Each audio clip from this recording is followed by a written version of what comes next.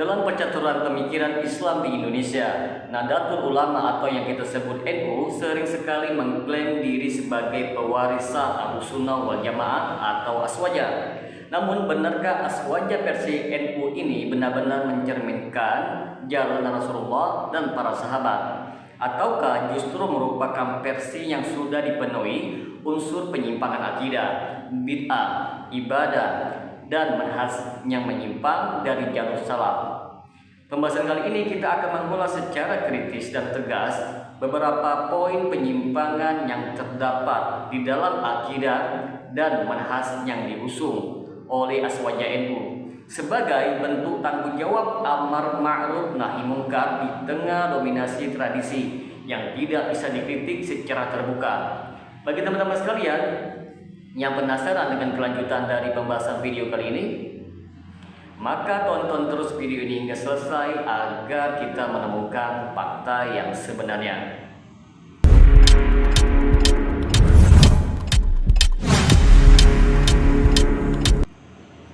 Assalamualaikum warahmatullahi wabarakatuh. Jumpa lagi dengan saya Rio Mulyadi di channel Manhaj Dakwah. Pada episode kali ini kita akan membahas tentang kritik tajam terhadap akidah dan manhaj Aswaja NU. Label Aswaja seolah menjadi tameng kebal kritik bagi NU.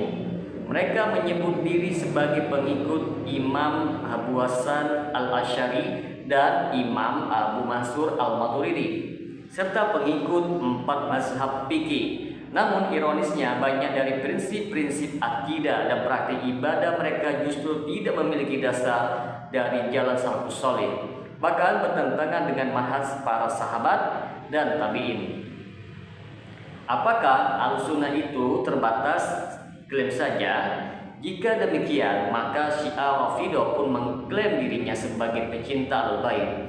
Yang membedakan bukan sekedar nama tapi isi dan pengamalan yang sesuai dengan generasi terbaik umat ini. Aswaja NU teman-teman sekalian mengikuti mazhab Asy'ariyah dalam hal akidah, terutama dalam hal sifat-sifat Allah Subhanahu wa taala. Mereka menolak menetapkan sifat-sifat Allah secara hakiki sebagaimana datang dalam Al-Qur'an dan hadis yang sahih, dan menggantinya dengan ta'wil, yaitu penafsiran yang menyimpang, atau ta'til, peniadaan makna. Sebagaimana contoh yang kita ketahui bersama teman-teman sekalian, yadullah, yaitu tangan Allah, ditakwil menjadi kekuasaan.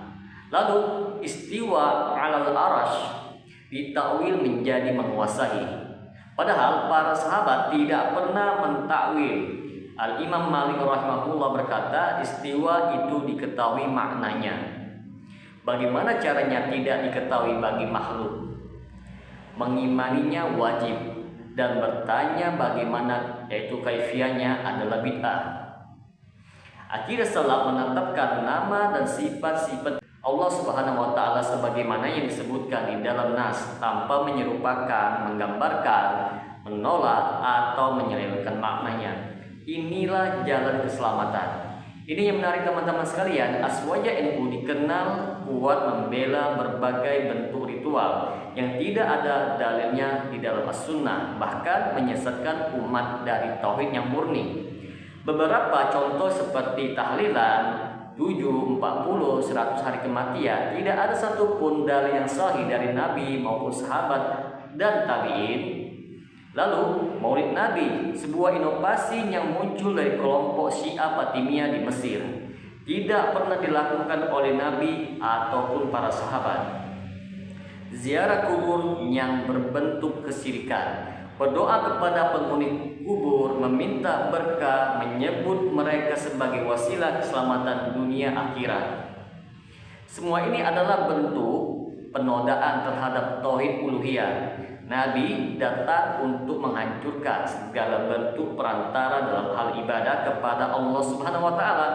Sementara sebagian tokoh NU justru menyuburkannya atas nama tradisi Islam Nusantara. Salah satu ciri penyimpangan manhaj NU adalah fanatisme terhadap kiai melebihi fanatisme terhadap dalil. Dalam banyak kasus pendapat kiai dianggap final, walau bertentangan dengan Al-Quran dan As-Sunnah. Fenomena yang terjadi ialah dalil ditolak dengan alasan tidak sesuai kultur. Sunnah Nabi dianggap mengganggu tradisi lokal. Orang yang mengamalkan sunnah malah disebut pembuat kerusakan. Apakah ini yang disebut dengan manhaj yang diridhoi Allah dan Rasulnya? Teman-teman sekalian, alih-alih mempererat ukhuwah, banyak tokoh aswaja NU terbuka memusuhi dakwah salaf yang menyeru kepada tauhid dan as-sunnah. Dakwah salafi yang disebut Wahabi seolah-olah membawa sebuah ajaran baru, padahal hanya mengajak kembali kepada Al-Quran dan As-Sunnah dengan pemahaman salaf. Mereka menuduh dakwah sunnah sebagai ekstremis, radikal, kaku hanya karena menolak ritual bid'ah. Padahal teman-teman sekalian, hakikat dakwah salaf adalah menjaga agama dari campur tangan hawa nafsu dan tradisi yang rusak. Hal yang lebih parah teman-teman sekalian adalah ketika sebagian tokoh NU bahkan berkoalisi dengan kelompok sesat seperti Syiah dan liberalis. Mereka mengundang Syiah ke acara-acara resmi mereka, membela ide pluralisme agama, membuka pintu diskusi tafsir Quran dengan pendekatan feminisme dan relativisme agama. Ini bukan lagi sebuah penyimpangan yang biasa, tetapi pengkhianatan terhadap kemurnian agama Islam itu sendiri. Teman-teman sekalian, sudah saatnya kita berhenti menyembah tradisi dan fanatisme buta. Islam adalah agama wahyu, bukan agama budaya. Yang benar adalah apa yang datang dari Allah dan Rasulnya, bukan dari kebiasaan masyarakat. Aswaja NU hari ini bukanlah Ahlussunnah wal Jamaah yang hakiki, melainkan versi yang telah banyak disusupi kesalahan dalam hal akidah, kebid'ahan, dalam hal ibadah, dan kesimpangan dalam manhaj. Mari kita kembali kepada Islam yang murni yang dibawa oleh Rasulullah dan diajarkan oleh para sahabat, tabi'in, dan ulama salaf yang lurus. Hendaklah kalian berpegang kepada sunnahku dan sunnah para khalifah yang mendapat petunjuk setelahku. Gigitlah sunnah itu dengan gigi geraham kalian dan jauhilah perkara-perkara yang diada-adakan di dalam agama, karena setiap bid'ah adalah sesat. Hadis riwayat Abu Dawud dan At-Tirmidzi. Semoga dengan sedikit penjelasan ini dapat memberikan manfaat bagi teman-teman sekalian, dan apabila channel ini dapat memberikan manfaat bagi teman-teman sekalian, silakan subscribe dan share. Semoga bermanfaat. Assalamualaikum warahmatullahi wabarakatuh.